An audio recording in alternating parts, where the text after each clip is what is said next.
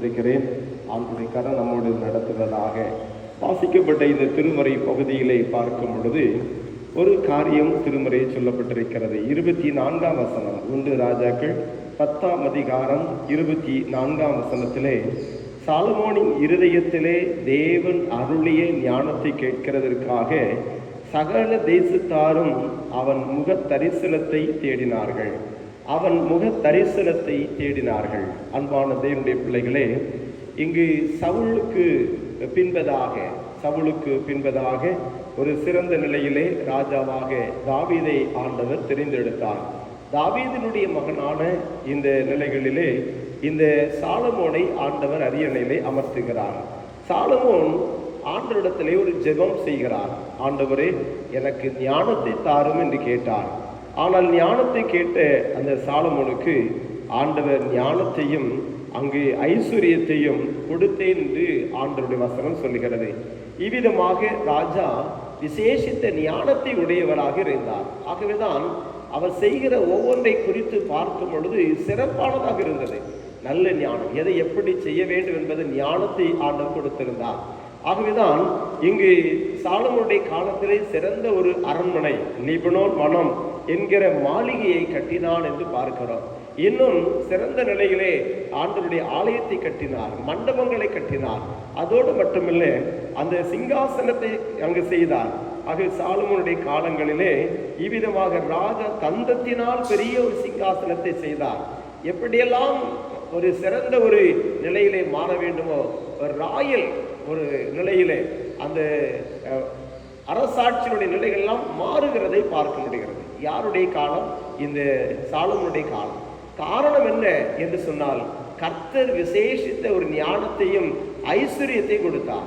ஆகவே அதை கேளாத ஐஸ்வர்யத்தை கொடுத்தேன் என்று சொன்னார். ஆகவே இந்த சாலமோனுடைய கீர்த்தி உலகமெங்கும் பரவ ஆரம்பித்தது.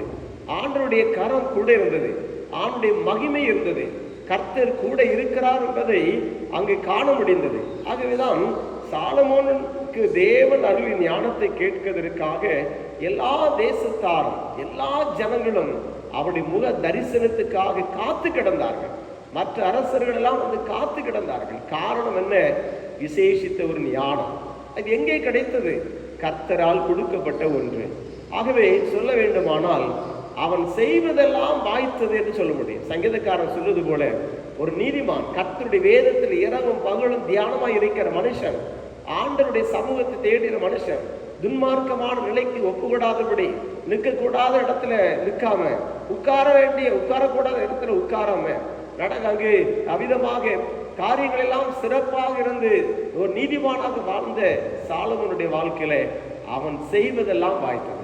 ஆகவே நீர்க்காலை ஓரமாய் நடப்பட்ட மரம் தன் காலத்தில் தங்கடி கொடுக்கும், அது இலையுதிராது இருக்கிற மரத்தை கொண்டிருப்பான், அவன் செய்வதெல்லாம் வாய்க்கும் என்று சொல்லப்பட்டிருக்க காரணம், கர்த்தர் அவனோடு கூட இருந்தார்.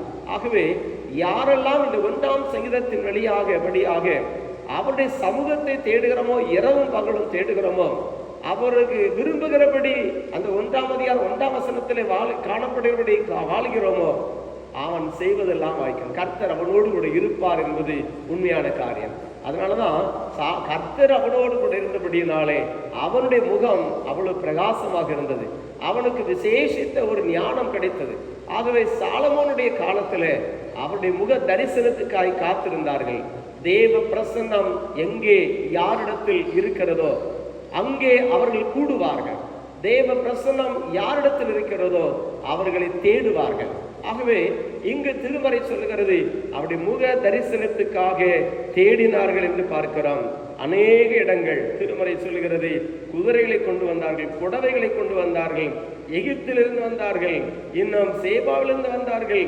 அங்கு பார்க்கும் பொழுது அங்கு வெள்ளி கற்களை போலவும் கேதுரு மர பள்ளத்தாக்களை காட்டத்தி மரங்களைப் போலவும் அதிகமாக்கினான் என்று எழுதப்பட்டிருக்கிறது. வந்து குவிந்து கொண்டே இருக்கிறது. ஆண்டவர் ஒரு மனிதனை ஆசீர்வதிக்க விரும்பினால் யாராலும் தடுக்க முடியாது. ஒரு மனிதன் கர்த்தரோடு கூட இருப்பாரானால் நிச்சயமாக யாரும் தடுக்கவும் முடியாது. ஆகவே இந்த சாலமோனோடு கர்த்தர் இருந்தபடியினாலே இந்த அளவிற்கு மகிமையான காரியமாக இருந்தது என்பதை பார்க்கிறோம். ஆனால் பின் நாட்களிலே அடுத்த அதிகாரத்திலிருந்தே நாம் பார்க்க முடியும், சாலமோன் இந்த அளவிற்கு ஆண்டோடைய முகத்தின் பிரசன்னத்தினால் இருந்தவர், அதுக்கு பின்பதாக ஆண்டுடைய முகத்தை இழந்து போனார் என்பதை, பிரசன்னத்தை இழந்து போனார் என்பதை திருமறை சொல்லுகிறது. ஆகவே வாழ்க்கையில கர்த்தர் நம்மோடு இருக்கிற வரைக்கும் தான் நமக்கு மதிப்பு. ஆண்டவர் நம்மோடு இல்லைன்னா மதிப்பே கிடையாது. ஆகவே வாழ்க்கையில கர்த்தரை மட்டும் ஒரு நாளும் விட்டுவிடக் கூடாது. அவரிடத்தில் சேருங்கள், அவர் உங்களிடத்தில் சேருவார் என்பதுதான் திருமறை நமக்கு கற்றுக் கொடுத்திருக்கிற விசேஷித்த ஒரு ஃபார்முலா. இந்த ஃபார்முலாவை வாழ்க்கையில மறவாதபடி இருப்போமானால் நித்தம் நித்தம் அவருடைய முகத்தின் வெளிச்சத்தினாலே பிரகாசிக்கப்படுவோம். நித்தம் நித்தம் மற்றவர்கள் நம்மை தேடுகிற அளவிற்கு காணப்பட முடியும். அப்படிப்பட்ட விசேஷித்த ஒரு கிருபையை, ஆசீர்வாதங்களை ஆண்டவர் நமக்கு தந்திருவாராக. ஆமென்.